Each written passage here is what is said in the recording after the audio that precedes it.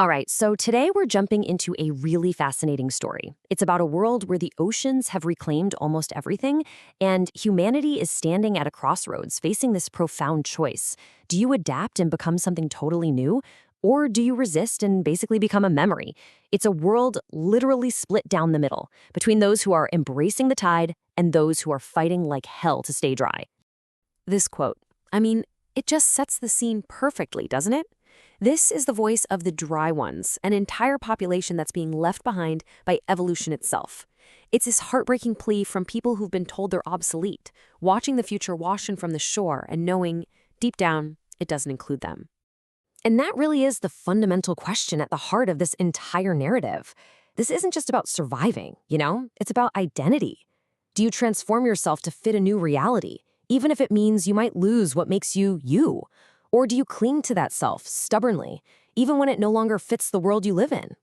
Okay, so let's get into the mechanics of this. The thing forcing this choice on everyone is called the sorting. And this is not a suggestion, it's a mandatory worldwide process where every single person gets assessed. The whole point? To figure out your capacity for change, your potential to adapt, and then to decide your entire future based on that one judgment. And this right here illustrates the two paths perfectly. We get to follow two women, Maren and Petra. Maren gets classified as liminal. She's on the threshold, a potential bridge to this new world. Petra, on the other hand, is inert, like a stone, unchanging, and basically fated to join the resistance. Right from the start, their classifications put them on completely opposite journey. Now, you have to wonder, what's really driving all this change? It's not just the water. Something ancient and intelligence has emerged from the depths of the ocean, and it's offering humanity a way forward, a way to survive. But as you can probably guess, their offer of salvation comes with some very, very deep strings attached. These beings are called the Tidals, and you should think of them less as individuals and more as a vast collective consciousness, like a colony of minds that's existed for eons. Their self-proclaimed purpose is pretty simple. When the world descends into chaos, they wake up to, in their words, facilitate transition. So, from their perspective, they're the good guys. They see themselves as these sort of cosmic midwives to evolution, a natural force that just helps life adapt when it's on the brink of extinction. They claim they don't direct the change, they simply facilitate it.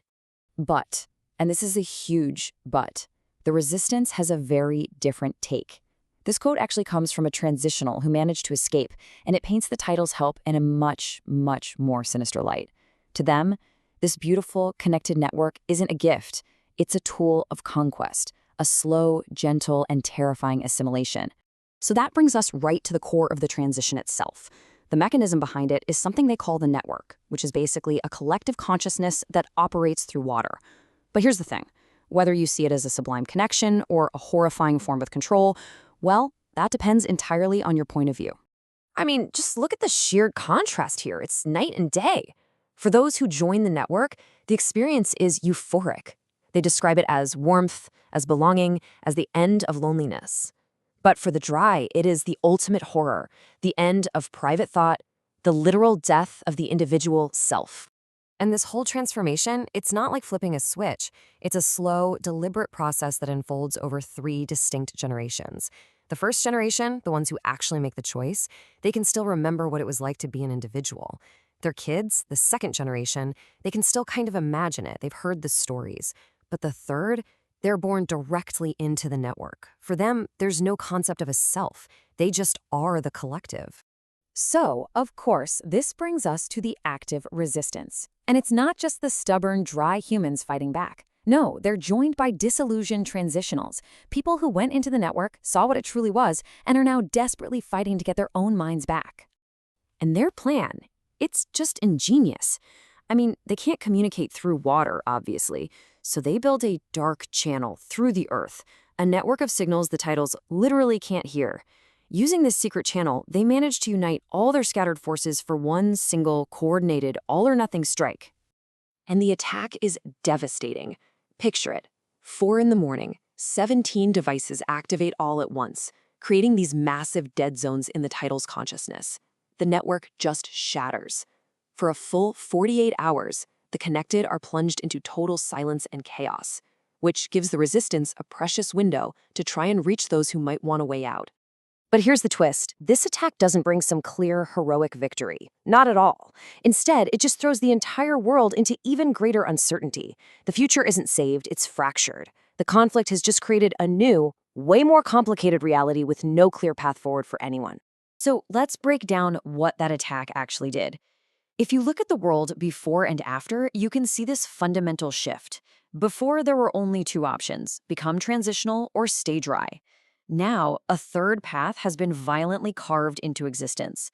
The title's control, which was once absolute, is now broken, and the future, which looked like this one inevitable slide into assimilation, has just shattered into something totally fragmented and, honestly, up for grabs. And out of the chaos of this disruption, something truly surprising emerges: a new type of human called the liminal. These are the children from the third generation who were awakened when the network crashed. And they represent a third way, a kind of hybrid existence. They're able to connect, but not be controlled. They're a living paradox that neither side could have ever predicted. So, what does a story like this really leave us with?